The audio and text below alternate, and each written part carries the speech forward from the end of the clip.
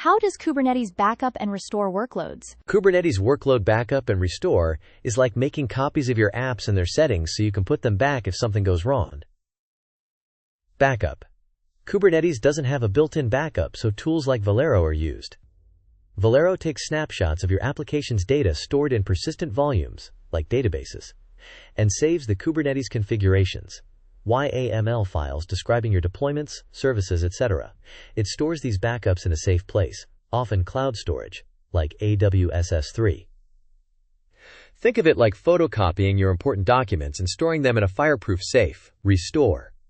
If you need to recover, Velero reads the backup.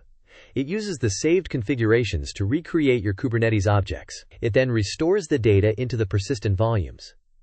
This brings your application back to the state it was in when the backup was taken, like retrieving your photocopies and using them to rebuild everything.